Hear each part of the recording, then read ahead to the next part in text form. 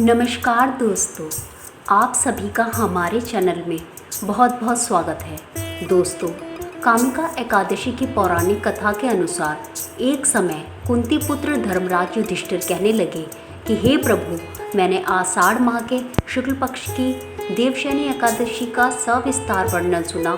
अब आप मुझे श्रावण माह के कृष्ण पक्ष की एकादशी की कथा सुनाने की कृपा करें। इस एकादशी का नाम क्या है, इसकी विधि क्या है, इसमें किस देवता का पूजन होता है, इसका उपवास करने से मनुष्य को किस फल की प्राप्ति होती है।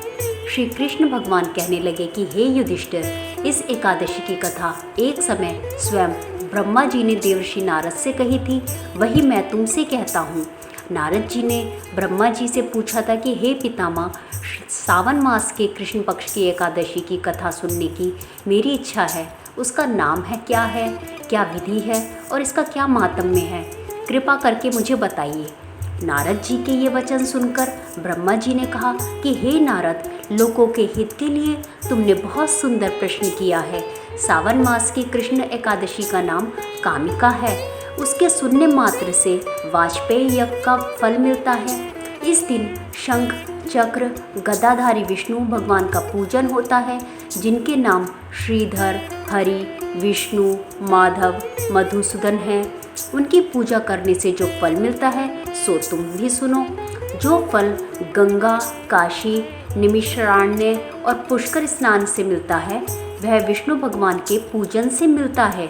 जो फल सूर्य व चंद्र ग्रहण पर कुरुक्षेत्र और काशी में स्नान करने से, समुद्र वन सहित पृथ्वी दान करने से, सिंह राशि के बृहस्पति में गोदावरी और गंडकी नदी में स्नान से भी प्राप्त नहीं होता, वह भगवान विष्णु के पूजन से मिलता है।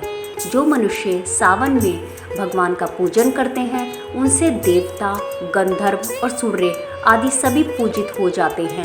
अतः पापों से डरने वाले मनुष्य को कामिका एकादशी का व्रत और विष्णु भगवान का पूजन अवश्यमेव करना चाहिए।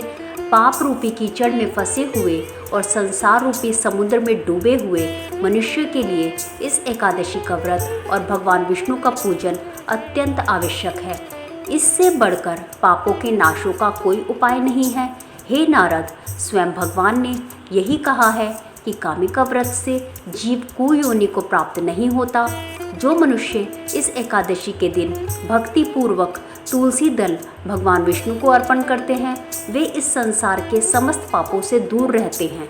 विष्णु भगवान रत्न, मोती, मणि तथा आभूषण आदि से इतने प्रसन्न नहीं होते जितने तुलसी दल से।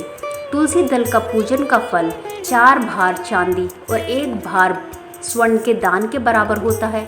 हे नारद, मैं स्वयं भगवान की अति प्रिय तुलसी को सदैव नमस्कार करता हूँ। तुलसी के पौधे को सींचने से मनुष्य की सब यातनाएं नष्ट हो जाती हैं, दर्शन मात्र से सब पाप नष्ट हो जाते हैं और स्पर्श से मनुष्य पवित्र हो जाता है। कामिका एकादशी की रात्रि को दीपदान तथा जागरण के फल का महात्म्य चित्रगुप्त भी नहीं कर सकते। जो इस एकादशी की रात्रि को भगवान के मंदिर में दीपक जलाते हैं उनके पितृ स्वर्ग लोक में अमृतपान करते हैं तथा जो घी या तेल का दीपक जलाते हैं वे 100 करोड़ दीपकों से प्रकाशित होकर सूर्य लोक को जाते हैं। ब्रह्मा जी कहते हैं कि हे नारद, ब्रह्म हत्या तथा भ्रूण हत्या आदि पापों को नष्ट करने वाली इस कामिका एकादशी का व्रत मनुष्य को यत्न के साथ करना चाहिए। कामिका एकादशी के व्रत का महात्म्य श्रद्धा से सुनने और पढ़ने वाला मनुष्य सभी पापों से मुक्त होकर विष्णु लोक को जाता है।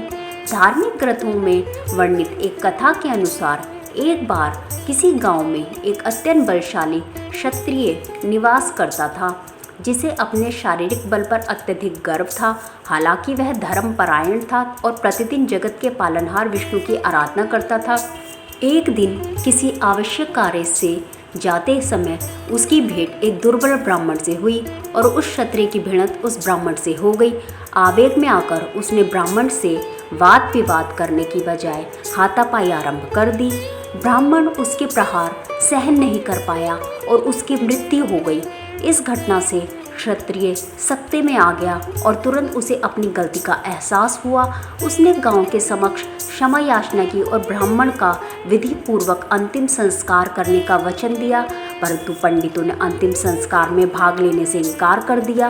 पंडितों ने क्षत्रिय को बताया कि ब्रह्म हत्या दोष से मुक्ति पाने के लिए सावन मास के कृष्ण पक्ष की एकादशी तिथि को विधि विधान से भगवान विष्णु की पूजा अर्चना करनी चाहिए, ब्राह्मणों को भोजन कराना होगा और दान दक्षिणा देनी होगी। क्षत्रिय ने ब्राह्मण का अंतिम संस्कार कर पंडितों के निर्देश अनुसार कामिका एकादशी पर भगवान विष्णु की आराधना की और ब्राह्मणों को भोजन व दान दिया। उसी रात भगवान विष्णु उसके सपने में आए और बोले, तुम्हारी भक्ति और आज की पूजा से मैं प्रसन्न हूँ। इस व्रत के पुण्य से तुम्हें ब्रह्म हत्या दोष से मुक्ति मिल गई है। तब से कामिका एकादशी व्रत की परंपरा प्रारंभ हुई और उसे विधि विधान से पालन किया जाता है। तो दोस्तों, आपको हमारी आज की ये प्रस्तुति कैसी लगी हमें कमेंट बॉक्स में लिखकर ज़रूर बताइएगा और इसी तरह की और कथाओं के लिए हमारे चैनल को सब्सक्राइब कीजिएगा। बोलिए जय श्री हरि।